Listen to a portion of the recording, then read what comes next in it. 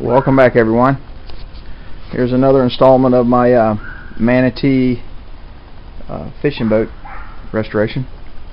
See, I got all the foam in, stringers are poured, transoms ready, other little bit of fiberglass work. Kind of sanded down the high spots here and there, got it all good and flat. Started making the fiberglass skin. Right here is 2 layers of 1708. I laid up on a big piece of plastic, and bilge pocket. What's going on? I got I'm gonna have two drains here. I'm gonna have drains for the upper deck, and then drain for everything underneath the deck. Hopefully it never gets any water under the deck, but just in case there is a drain there to drain anything out. And so I had to build a bilge pocket. So when I was laying up the glass, I just built this form using the foam, and it created a nice little bilge pocket there.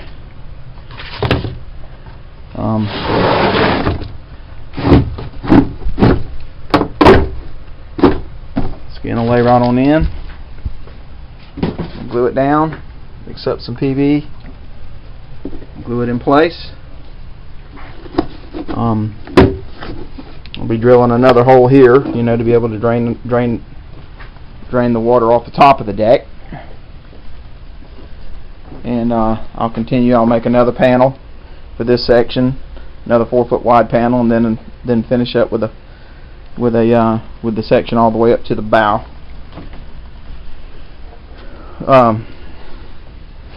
Normally we'd be using, just marine grade plywood. That's what most people do, and that's a good way of doing it. I've just decided to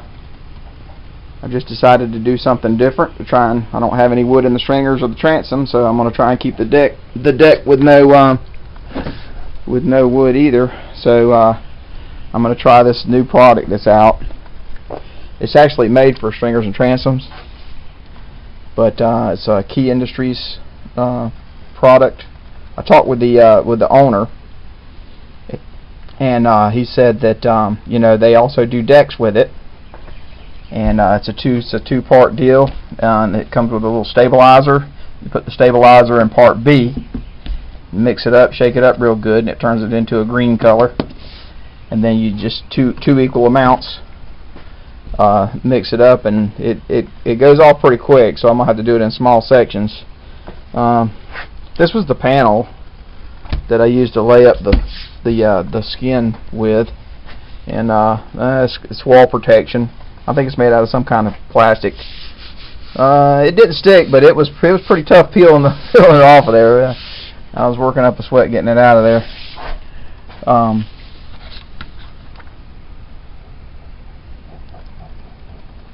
It's a little warm here in Florida today. That's in the shade. But anyway, this stuff right here, it expands. Well, it's supposed to expand, 5 times. Its size or whatever, and it's kind of like expandable foam, but it gets like really rock hard or whatever, and it will not absorb water or rot or any kind of way, and it's supposedly 80% lighter than marine grade plywood.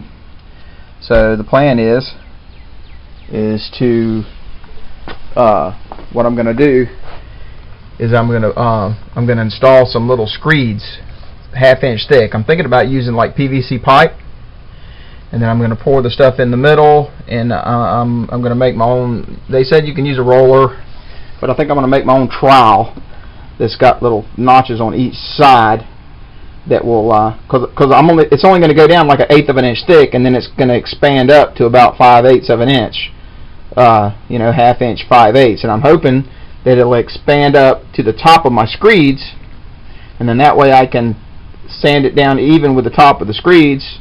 I don't, and then take the screeds out and then fill the little groove or whatever that's left. But that's the game plan. I don't know if it's going to work. It's the first time I've ever used a product, but we're going to give it a shot. And I am a little skeptical, but it really wasn't that expensive.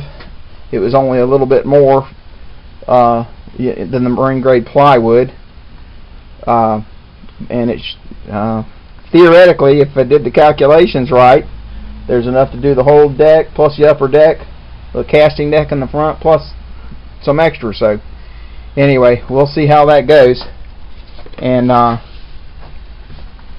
till next time.